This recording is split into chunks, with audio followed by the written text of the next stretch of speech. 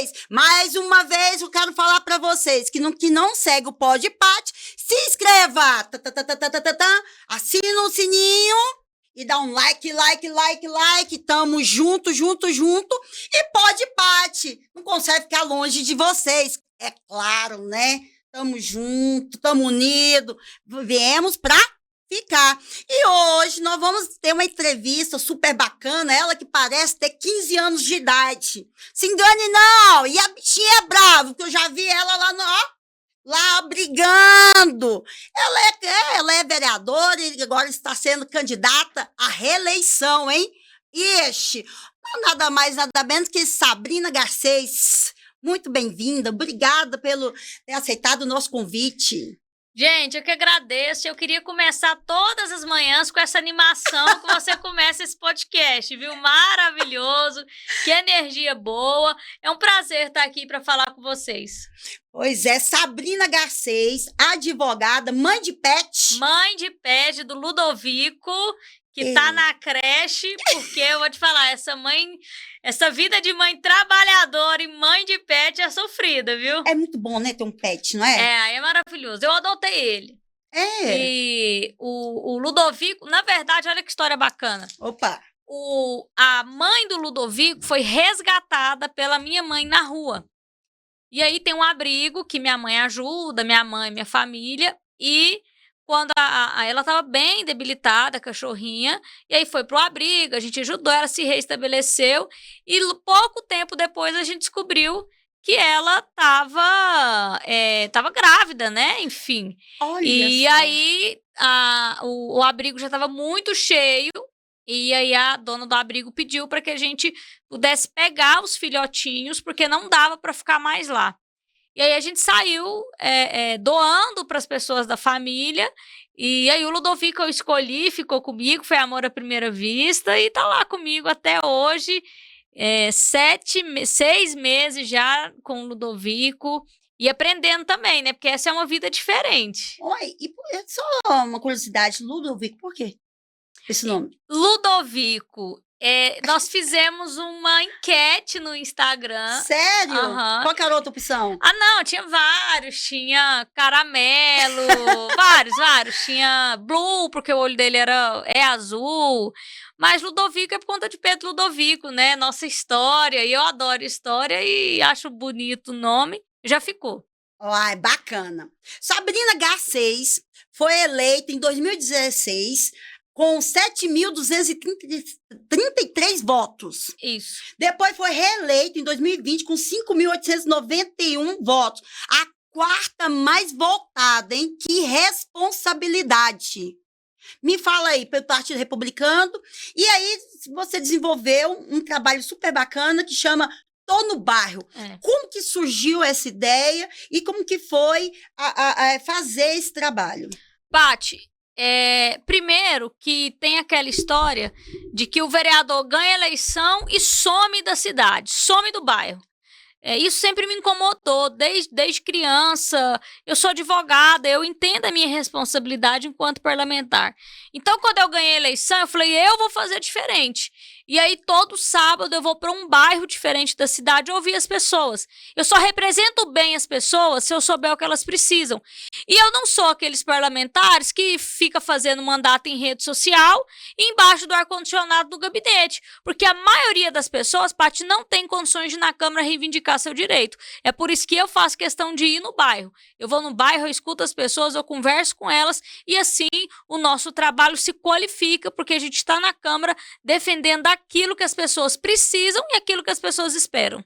Quando você foi eleita a primeira vez, o que te fez ser eleito? Qual foi a proposta que mais impactou os seus eleitores? Inclusive uma proposta muito polêmica que depois nós tivemos que reformular ela, que quando nós conversávamos nas periferias, e isso ainda é um problema, a grande problemática das mulheres e das mães é a tal da vaga da creche.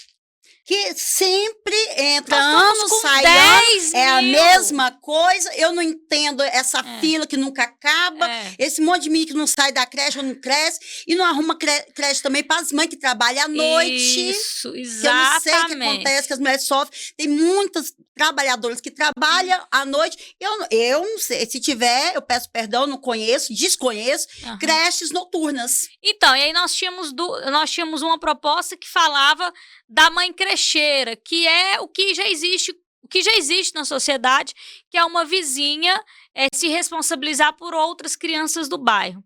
Mas na época a gente teve uma discussão com a educação e eu gosto de ouvir quem entende, viu, Paty? Então, eu sentei, tive um diálogo muito profundo com os profissionais de educação e eles me mostraram que não seria essa a solução, porque isso acaba precarizando onde a criança vai ficar, porque às vezes ela fica na vizinha, mas a vizinha não tem condições, não tem alimentação adequada. Infelizmente, a gente tem muitos casos de abuso. Então, essa criança está lá na casa dessa vizinha, mas quem mais está frequentando aquela casa? Então, a proposta foi muito bem aceita pela população, porque, de fato, o que as pessoas querem é um lugar para seus filhos ficarem. Mas, quando a gente entrou no mandato, nós nos deparamos com a parte técnica da educação. Falou, Sabrina, não é esse o caminho. Vamos rever o caminho. E hoje o que a gente tem defendido é, além de aumentar a própria estrutura pública de novas construções, mas de maneira imediata, Paty, aumentar as parcerias com as instituições filantrópicas que já atendem a rede municipal. Então, se a gente potencializar todas as instituições que já atendem a rede municipal, a gente resolve esse problema das vagas de creche e com as novas construções que estão paradas aí. Em relação à creche noturna, também foi uma discussão importante. Eu tenho um grande apoio das mulheres trabalhadoras de bares, restaurantes, e elas precisam trabalhar até 2 horas da manhã. Enfermeiras, as técnicas, enfim. Professoras que trabalham na universidade, no período noturno. E também existe essa demanda. Nós fizemos um projeto, nós demos o nome de SEMEI Noturno e isso causou uma confusão na turma, porque não é o processo pedagógico de ensinar a criança, mas era um local adequado para que as mães pudessem deixar seus filhos enquanto elas trabalhassem. Então, nós fizemos também um diálogo com a Secretaria de Educação e de Assistência Social, porque, de fato, não se tratava de um processo pedagógico, mas um processo de acolhimento e assistência. E aí a gente tem evoluído para que faça um grande projeto de acolhimento dessas crianças dentro das unidades educacionais, simplesmente porque as unidades já estão adequadas para receber as crianças, mas o tratamento delas é de acolhimento e não tratamento pedagógico. Mas porque o pedagógico ela tem no turno da manhã e no turno vespertino. Sim. E aí, à noite, as mães que realmente necessitam desse atendimento, seus filhos ficariam lá por esse período, mas só com esse acolhimento desse espaço adequado para acolher sua criança do que, de fato, o processo pedagógico. Mas aí tem esse projeto, mas ela está sendo executada? Nós fizemos uma lei, ela foi aprovada. Sim. E aí, de novo, Paty, eu gosto de ressaltar isso. Às vezes a gente tem grandes ideias e, às vezes, o parlamentar, como eu converso muito, eu vou no bairro, eu escuto muito a demanda das pessoas.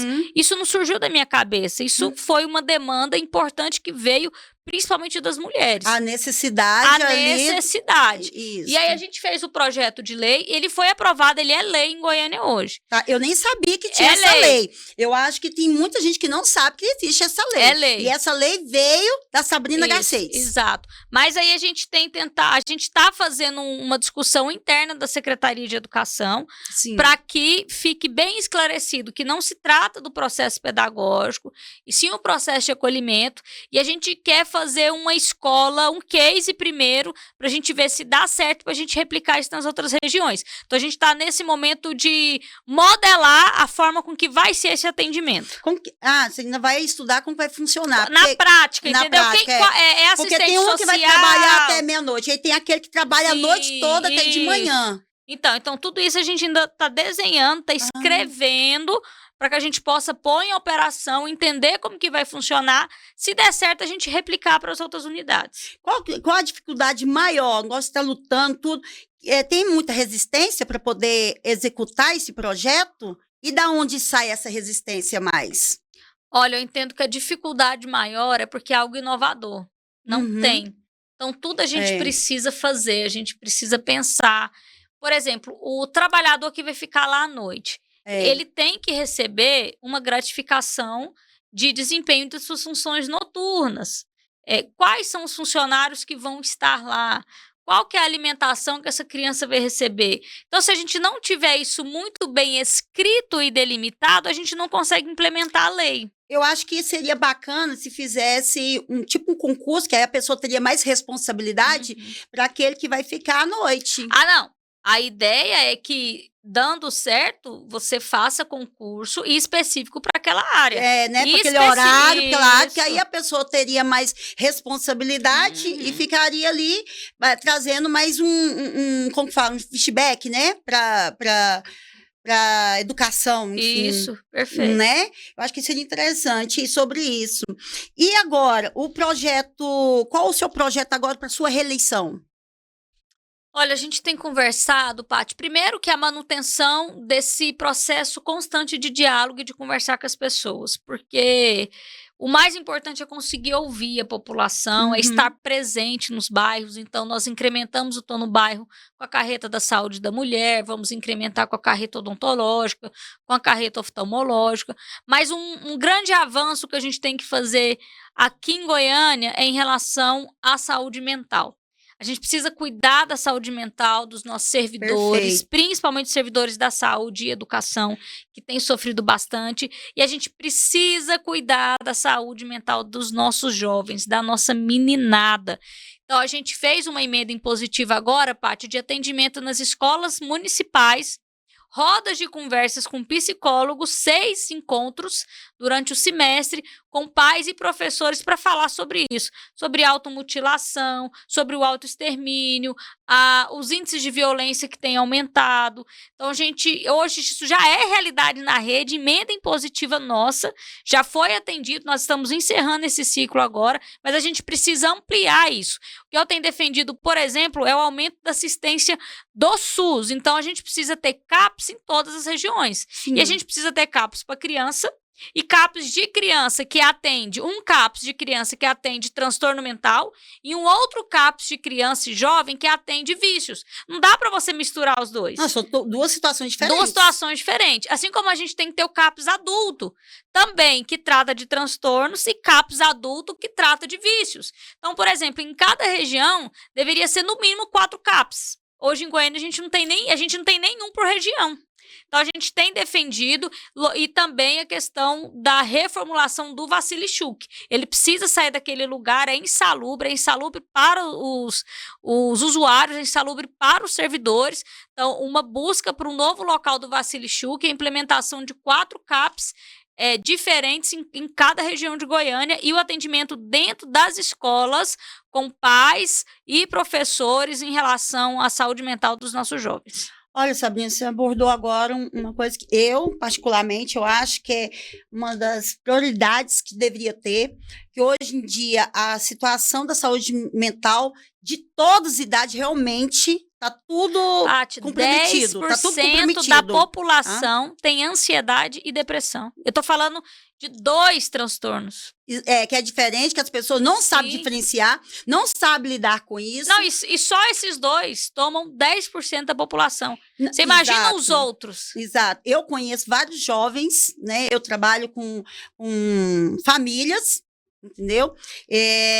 A maioria, tudo está doente, não tem acessibilidade, tá? Não tem onde procurar, vai no CAPS, vai onde que vai, não tem profissional. Quando tem, é daqui 6 meses, e aí quando vai pegar uma criança, não é só uma criança, é uma família Inteira. toda doente. E como resolver isso? Que se você pegar, vai para a escola, você pega a criança, e não é só a criança que tem que ser tratada, é a família toda. Até porque, de fato, se a criança está adoecida, isso muito provavelmente vem do lar dela. Então, precisa se tratar esse lar dessa criança, é fundamental. Mas como abordar isso? Como abordar isso? Porque a educação, a escola, ela identifica aquela criança que está adoecida. Só que não é função da escola tratá-la. Mas ela consegue identificar. Sim. Então, a gente precisa utilizar esse ato de identificar, mas quem tem que tratar é a saúde pública. E no caso da nossa emenda, quando identifica essa criança, se o pai já for lá, se dispuser a participar de uma roda de conversa dessa, pode ser que ele se desperte e que ele mesmo busque um próprio tratamento, né? Assim, eu penso o seguinte, podia fazer igual quando a criança não vai para a escola, aí a escola tem que acionar o Conselheiro tutelar. conselho tutelar. Eu acho que tinha que fazer a mesma coisa e ser obrigado, porque a maioria dos doentes não sabe que estão doentes, não assume que está doente, entendeu? Eu acho que tinha que ser obrigatório. Tá aqui e a família tem que fazer junto. Eu acho que tinha que ser isso aí, porque há muitas situações, eu tenho muitos parentes que dão aula, que estão na escola, retrata muito isso. Então, assim, Sabrina, eu acho que você está no caminho muito certo e abraça mesmo essa causa, né? Ah, com certeza. Eu vejo, tenho escutado muitas situações dessa forma. Meu marido é bombeiro militar e me relata muitas situações difíceis. Acompanha na ponta o que está acontecendo, porque ele já chega no desespero. Exatamente. E tem que ter essa situação. Então, o seu projeto aí, nessa situação, Sabrina, é um diferencial muito grande. E aborda mesmo, vai fundo mesmo, e que possa fazer essa diferença mesmo. Mas, Sabrina, você veio de um dos maiores bairros de Goiânia, que é Jardim América. Exatamente. Na verdade, eu nasci em Campinas, sou campineira, minha família é de Campinas, sou bisneta do seu Apolinário, Dona Lola. Tem um tio meu que foi craque no Atlético, é um dos maiores jogadores que o Atlético já teve, que é o tio Epitácio, conhecido como Diabo Louro, inclusive quando a gente... Já ouvi falar, viu? Tanto que o cara era bom. Tanto que o cara era bom. O tio Epitácio, e jogou no Atlético, eu adoro futebol. Meu avô jogou no Atlético também, meu avô Zé. Tenho 7 tios Só que você não é atleticana, não. Não sou atleticana. Eu sou... Eu já vi lá. Eu falo que eu sou ovelha verde da família. Mas eu tenho um respeito enorme. Toda vez que eu vou no campo do Atlético, eu fico muito orgulhosa. Porque tem uma bandeira do meu tio estampada lá, sabe? Tanto que ele foi referência para o Atlético. Então isso deixa a gente orgulhosa. E vários tios que nasceram lá, meu tio Maurício, o tio Vladimir, tia Nádia, tia Zezé, tia Vera, tio Murilo. Então, assim, nós nascemos... Como a gente é a terceira geração, então nós saímos de lá logo depois de Campinas, quando houve esse processo de sair as moradias e entrar as atividades econômicas em Campinas. E aí depois eu fui para o Jardim América, vivi minha juventude, minha adolescência ali no Jardim América, na rua C-185, um bairro muito acolhedor, um bairro em que a gente encontra aquela característica ainda do interior, Paty. A gente passa lá, as pessoas estão na rua, estão conversando com o vizinho, as pessoas moram lá há muito tempo, tem histórias ali dentro desse bairro, dentro daquele bairro. Então é um bairro que eu tenho muito carinho também. Você até relata, né, que as pessoas ficaram na porta da casa, né, conversando, aquela coisa de vizinhança, que você cresceu vendo isso. Exato. Isso pode ter te ajudado até para fazer o projeto Tô no Bairro, né? Ah, com certeza. Eu mudei de lá, mas uma tia minha comprou lá. Então, nossos vizinhos são os mesmos há 30 anos. Olha que riqueza, que maravilha. Eu e os meninos, os filhos dos meus vizinhos, nós crescemos juntos, nós temos a mesma idade, passamos pela escola juntos, hoje somos adultos. Então, isso é muito legal, isso é muito gostoso. E aí é entender, Paty, que o Jardim América tem uma necessidade, mas a Vila Mutirão tem outra, e o Novo Mundo tem outra. Isso. Não adianta eu ficar só no Jardim América, é por isso que a gente roda a cidade. Eu sei o que o Jardim América precisa, eu sei o que a Vila precisa, eu sei o que o Novo Mundo precisa, eu sei o que o Vale dos Sonhos precisa, porque a gente roda Goiânia. Eu não tenho preguiça de trabalhar. É sábado, é domingo, é à noite. Se precisou de um vereador ou de uma vereadora, eu estarei lá com certeza. Você verdadeiramente passei em todos os bairros, né? Fazendo... Sim. E como que foi que você construiu esse ônibus? Esse ônibus, eu vi você fazendo esse trabalho nos bairros. Eu estava vendo o seu trabalho, parabéns. Obrigada. Né, que possa se expandir. E trabalho bom tem que ser imitado. Tem que... gente, quando a coisa está dando certo, Tem que imitar. É isso mesmo. Tem que imitar. Inclusive, convidar os outros vereadores a fazer isso mesmo, que é um tal de vereador só ficar dentro da Câmara que eu vou te falar, viu? Não entende nada do que as pessoas estão precisando. Agora, nós temos a carreta da saúde da mulher, porque um dos grandes gargalos que a gente identificou, Paty, foi justamente, e infelizmente a gente precisa mudar isso de maneira estrutural, mas enquanto não muda, a gente precisa socorrer. É em relação à saúde da mulher. Então, a colocação de DIU, a mamografia, exames preventivos. E nós somos mulheres, Paty, não dá para você esperar para pôr um DIU 1 ano. Não dá para você esperar para fazer um preventivo a cada 3 anos. Não dá, não dá. Então, a gente levou essa carreta da saúde da mulher, que é uma carreta enorme, com vários serviços, com vários médicos, equipamentos de última geração. E a nossa ideia é incrementar porque vários homens iam no bairro e falavam assim, tem a carreta da mulher, mas é a carreta do homem, não tem não? Eu falei, vai ter, gente. E aí a gente colocar também, além da carreta da mulher, mas é a carreta odontológica, que é um gargalo também da rede pública, o atendimento odontológico e o oftalmológico, que muitas pessoas têm pedido também. O odontólogo é muito necessário, que muitos não têm, né, condições de estar indo, e é uma coisa muito séria, muita gente... às vezes não dá muita moral, muito sério, dá uma infecção, mata, gente. Se não cuidar da boca, mata. Não, além de matar, Paty, a degradação da qualidade de vida, quando a pessoa não tem o dente, ou quando a pessoa está com infecção, fora a autoestima da pessoa, fora a autoestima, que é fundamental também. Mas o próprio processo biológico de mastigar e etc. faz a diferença. Você já vem de filha da Cida Garcês. Exatamente. Ela foi vereadora 3 vezes. E você está em busca agora da 3ª reeleição aí. Isso. Você está seguindo uma tradição. O que você aprendeu com sua mãe? Paty, minha mãe ela é uma guerreira. A minha mãe, antes de estar vereadora, minha mãe trabalha. Eu falo que minha mãe trabalha. Falo não, né? Ela trabalhava em 3 empregos. Minha mãe era sacoleira. Olha. Pegava os produtos do Paraguai para vender.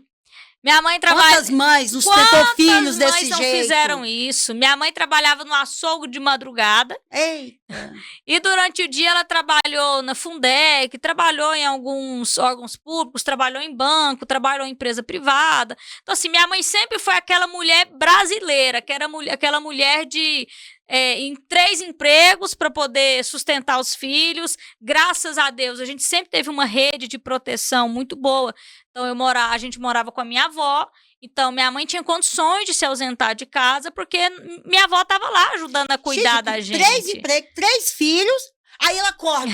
Eu acho que minha vida tá parada. Caramba, você é candidata. Eu vou ser candidata. Eu acho que vai ser legal.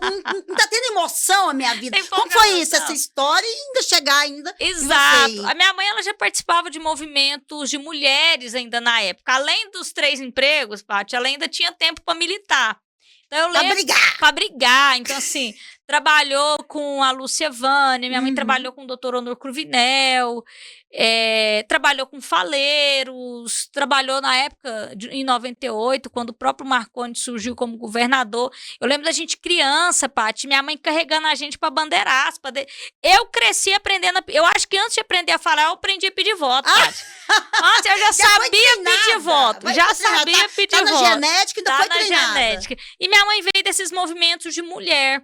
Foi quando a gente estava na década de 90, então a gente tinha passado por um processo de redemocratização, os partidos estavam em ampla discussão, efervescendo, criou-se os movimentos de mulheres dentro dos partidos e minha mãe participou desse momento.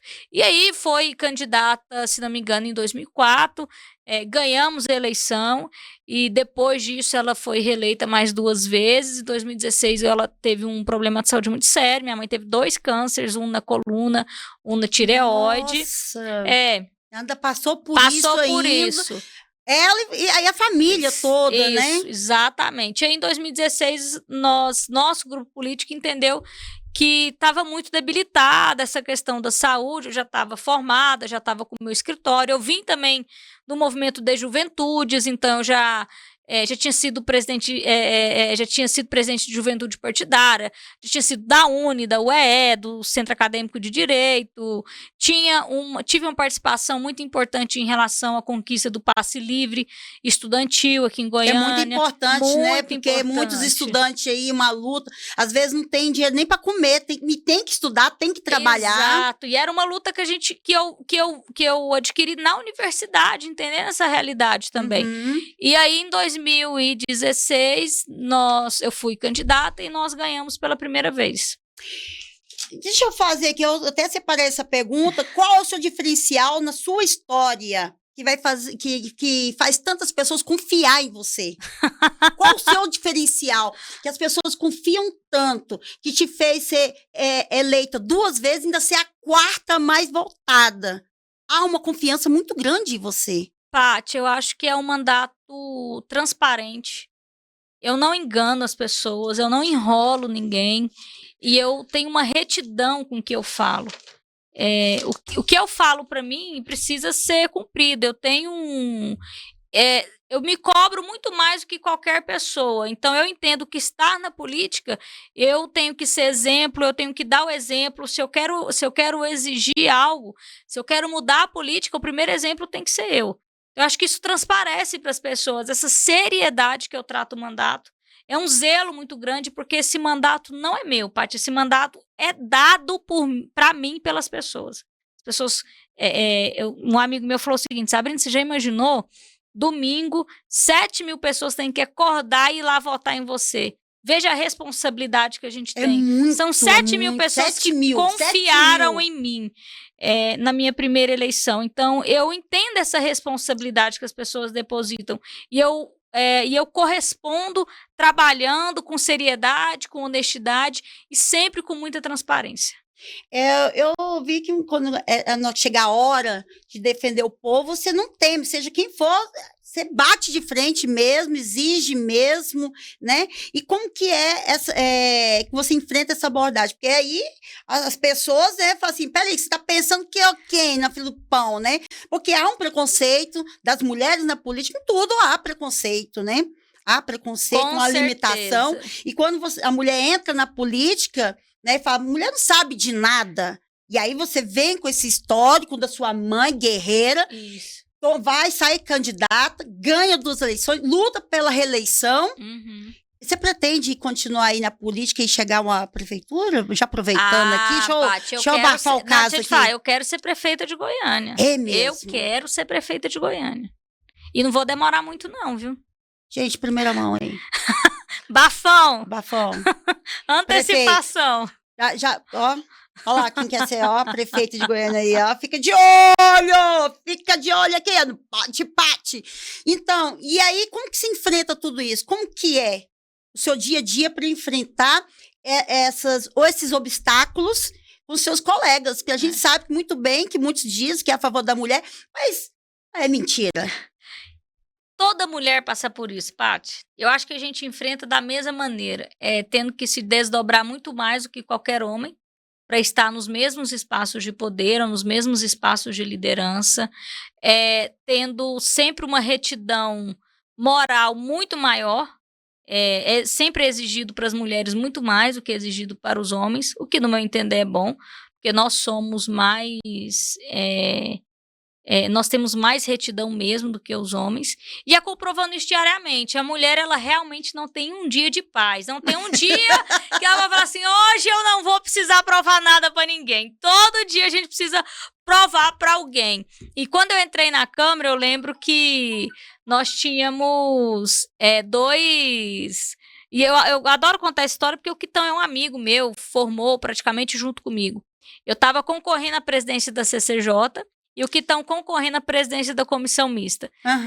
Quando os jornais ficaram sabendo que vazou essa informação, cacete em cima de mim, que eu não tinha competência, que eu era jovem, que tinha que tomar cuidado com a presidência de uma comissão ainda tem como isso, essa. Porque você ainda continua muito jovem, Sim. né? Com esse rostinho aí de 20 e poucos anos. Ai, muito obrigada.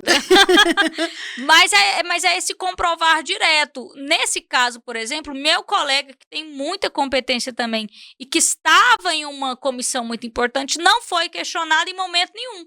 a capacidade e a juventude dele. Mas a minha capacidade e a minha juventude foram apontadas. Como que a gente superou isso, Paty? Trabalhando, mostrando a seriedade. Quando eu fui presidente da CCJ, nós fomos a comissão que mais votou projeto, que mais analisou projeto. Eu ia fazer essa pergunta. Nós nunca deixamos de ter uma sessão por falta de quórum. Então, assim, eu chegava rigorosamente, pontualmente, todos os dias no horário. Então, nós sempre temos que demonstrar diariamente esse compromisso. Eu ia até te perguntar, quando eu falei sobre projetos, uma curiosidade particular mesmo, né? Porque ali, como tem os homens, as mulheres, eu queria saber ali, quando apresento o projeto, qual que eles colocam mais em pauta? Se é mais das mulheres, se é mais dos homens. Se tem mais projetos das mulheres já concluído, se é mais dos homens.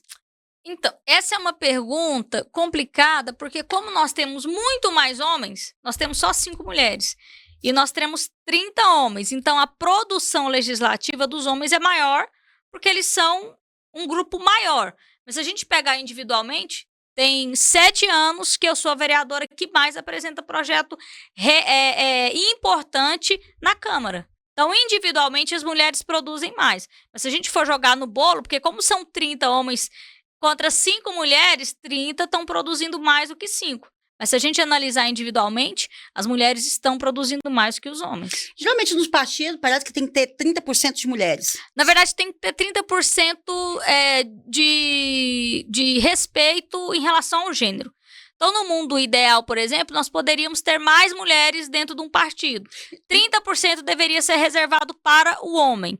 No caso, hoje, infelizmente, nós temos mais homens na política, então, necessariamente, 30% tem que ser reservado para mulher. A cota não é de mulher, a cota é de gênero, para a gente sempre ter uma minoria garantida, independente de quem seja a maioria naquele momento, entendeu? Porque eu ia te perguntar, porque onde estava o defeito? Nisso aí, na questão da lei, ou é as mulheres que estão paradas? Porque poderia ter mais mulheres. O porquê que não tem? Paty, eu vou fazer uma previsão aqui. Nós tivemos uma evolução na lei importantíssima, na legislação eleitoral, de garantir a respeitabilidade à cota, de garantindo a respeitabilidade do fundo eleitoral, de garantindo o prazo de enviar esse fundo eleitoral. Tem que enviar com antecedência, as mulheres têm que receber o fundo primeiro do que os homens.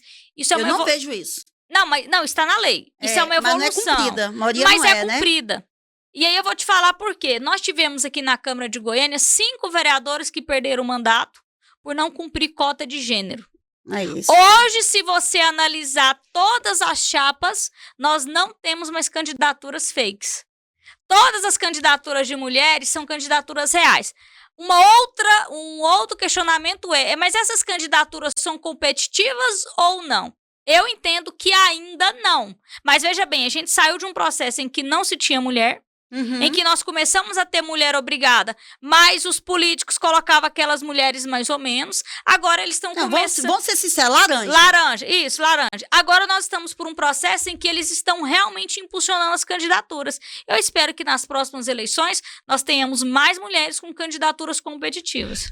Com essa posição das mulheres agora se posicionando, aparecendo, inclusive agora até os homens estão colocando as mulheres como vice, né? Agora virou até moda, né? A maioria agora dos homens tem as mulheres como vice, para mostrar que é a favor das mulheres em si aí, né? Eu acho que deveria, na verdade, ser o contrário mais, né?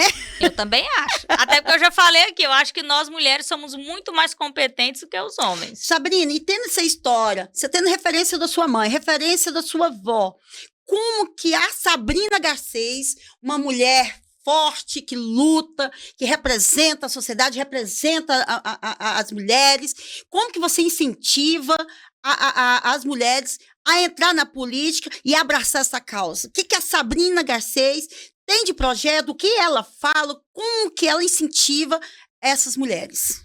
Paty, nós temos um projeto chamado... Nossa, gente, me fugiu a palavra, mas enfim, é um projeto de formação política para as mulheres. Então, a gente faz um processo de formação em que a gente começa a auxiliar, e não é só antes da eleição, é bem antes da eleição, 3, 4 anos da eleição. A gente começa a preparar essa mulher, aquela que tem vontade, que quer, que tem uma curiosidade, a gente começa a formar essas mulheres, a dar cursos para que elas se insiram. Hoje eu estou presidente do Republicanos, nós temos 14 candidaturas de mulheres, a cota deveria ser 12, nós temos 2 a mais. A gente fez um trabalho de potencializar todas as candidaturas das mulheres e buscar esse diálogo e trazer outras mulheres lideranças de bairro, lideranças empresariais, para que elas ocupem esse espaço e esse debate político. E o que eu defendo, mas isso é pauta federal, mas o que eu tenho defendido é que na reforma eleitoral a gente tenha cotas de ocupação de vagas de mulheres. Então, não só a cota de gênero para ser candidatas, mas que exista uma cota nas cadeiras. Eu entendo que isso vai potencializar a representatividade das mulheres na política, a gente vai dar um salto enorme na política brasileira. E essas mulheres que agora tá te ouvindo, como que ela pode participar? Como participar desse seu projeto aí? Olha, podem me mandar mensagem no Instagram, no WhatsApp, tem todos os meus contatos no meu Instagram, eu faço questão de ouvir todas que quiserem conversar, que quiserem dialogar. Eu adoro conversar, eu adoro encontrar consensos. A gente está vivendo um momento da política tão difícil em que as pessoas elas querem o dissenso, elas querem se radicalizar. E eu não, o meu processo é o inverso, o meu processo é de conseguir sentar com quem pensa A, com quem pensa B, e a gente poder encontrar o que nos une, porque existe sim algumas coisas que nos unem, e a gente avançar no que é consenso. De uns projetos que você fez, um dos mais bacanas que eu estava vendo é a lei do umbiguinho. Fala um pouquinho sobre essa lei, por favor. Nossa, foi emocionante. Essa lei, ela chegou por mim através da rede Umbiguinho, que hoje é liderada pela psicóloga Carla Cerávolo, e ela já faz esse atendimento, que é um atendimento às mulheres no pré-natal, no pós-parto, porque eu nunca passei por um processo de gravidez, Paty, mas o que a gente estuda e o que a gente vivencia, vendo outras mulheres, é que é um processo que mexe muito com a mulher e com a família. Né? Psicológico. Psicológico, um processo biológico, um processo psicológico, etc. Então, as mães também precisam dar atenção para a saúde mental nesse momento, porque o feto ele é impactado. Uhum. Ele é impactado pela forma com que aquela mulher está sentindo. Verdade. Então, a gente está cuidando da criança, do feto, e a gente está cuidando da mãe. Então, essa lei, que inclusive foi copiada pelo Lula, o Lula transformou ela em uma lei nacional, mas ela nasceu aqui em Goiânia, ela é uma lei que garante a assistência psicológica no parto de todas as mulheres. O que a gente tem tentado estabelecer aqui em Goiânia é porque hoje a mulher ela pode levar a sua psicóloga, mas o município ainda não paga a psicóloga para acompanhar ela. Nós queremos chegar nesse processo em que o próprio município disponibilize a profissional. Afinal de tanto, é tanto imposto, né? Exatamente. Mas a gente quer começar, e a gente sabe que existe uma série de estudos, etc., e a gente quer começar a garantir o atendimento, pelo menos naquelas mulheres que perdem seus filhos, que vai passar por um processo de luto. Então, a gente tem buscado essa entrada na rede pública de garantir assistência inicialmente bancada pelo município para aquelas mulheres que estão enlutadas e que precisam de mais esse apoio. E como que ela pode ter acesso a essa lei Umbiguinho? Como que ela pode exigir? Que muitas não sabem. Muitas não sabem. Pode buscar o nosso gabinete, pode buscar a rede Umbiguinho, Umbigão, tá nas redes sociais. Nós fizemos um informe a todas as maternidades de Goiânia, porque vários também alegavam desconhecimento da lei. Nós já fizemos um informe oficial a todos os hospitais, a todas as maternidades, demonstrando essa lei. Mas quem quiser pegar, pode buscar diretamente a gente, pode buscar no Google, no Diário Oficial de Goiânia, que dá uma googada lá que vai sair a lei. Você também trabalha muito com projetos inclusivos, né? Com inclusão, inclusive NAIA, né? Você tem um projeto lá. Fala também sobre esse seu trabalho, que eu achei espetacular. Parabéns mais uma vez.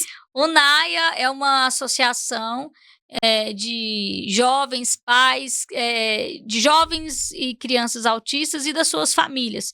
E ela é uma associação que faz a inclusão através da cultura. Então, a gente tem apresentações musicais, apresentações culturais, os meninos fazem um processo de inclusão ali no areião que fica a sede deles, através da música, dos instrumentos. E a gente tem auxiliado nesse processo ali do NAIA, dessa inclusão através da cultura, mas a gente tem feito um debate público de políticas públicas também. Então, aqui em Goiânia, nós fizemos uma audiência pública em relação à inclusão das crianças autistas na rede municipal. Isso gerou um curso de formação para os servidores da educação. Mais de 12 mil servidores se inscreveram nesse curso, que é um curso continuado também. Porque, às vezes, a gente espera... O professor, por exemplo, Paty, infelizmente na faculdade, nós não temos um ensinamento, nós não temos uma turma para falar sobre inclusão.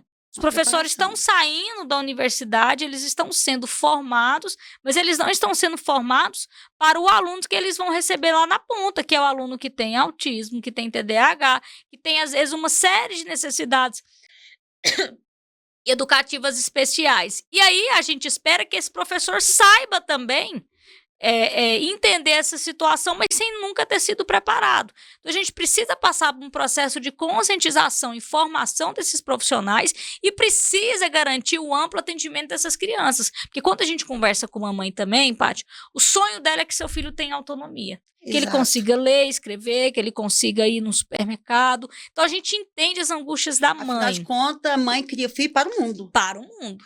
E as mães das crianças com autismo, a gente tem falado muito sobre isso, ou com alguma condição, alguma deficiência, a principal preocupação delas é o seguinte: e quando eu morrer? Quem vai cuidar do meu filho? E a gente tem até feito uma discussão de uma casa de acolhimento desses jovens também, junto com o NAIA, porque, de fato, tem alguns jovens, algumas pessoas que, se a família morrer, como que eles vão cuidar de si mesmo? Eles vão precisar de uma assistência, de uma atenção especial. E a gente tem tratado sobre essa casa inclusiva, sobre essa residência inclusiva. Ainda está no papel, mas é algo que a gente quer tirar do papel e transformar em realidade em Goiânia. Olha, a gente recebeu aqui a candidata à reeleição, Sabrina Garcês. Segue ela lá no Instagram, segue ela lá, vê as propostas dela. E você fica de olho em quem que você vai votar. Tem informação, né não, Sabrina? É isso aí, gente. Eu peço. Ô, Paty, posso fazer aqui um pedido? Claro, não. As suas considerações, por favor. É o seguinte, gente, eu peço que vocês avaliem meu perfil. Se vocês gostarem, aí vocês me dão um voto de confiança e me ajudam a conquistar mais 5 votos até o fim da eleição. Eu tenho certeza que eu não vou te decepcionar. Afinal de contas, ela confidenciou aqui pra nós que ela quer ser o quê mesmo, gente? Prefeita de Goiânia. Já pensou, hein? Já tô profetizando. É isso aí, a palavra tem poder. E pode, Paty, como sempre, de olho nas eleições, de olho com você. Eu quero falar pra vocês que vocês têm um maior dia maravilhoso, a noite, semana maravilhosa. Estamos aqui no Estúdio Nine. Ai, que beleza. Eu amei, hein? Beleza pura. Você gostou, Sabrina? Maravilhoso. O cafezinho tava delicioso. Gostou, né? Da próxima vez, vamos ter um bolo aqui, vamos comer bastante. Não, fechado, hein? Você come pastel, né? Que eu já vi, sei lá, feira pastel, pastel. Bolo, o que for. É isso aí. Eu tô tentando emagrecer, mas dane-se. Vambora! Muito obrigado. Pode, Paty, com vocês. Tamo junto. Segue, né? Segue lá. Segue. Obrigada.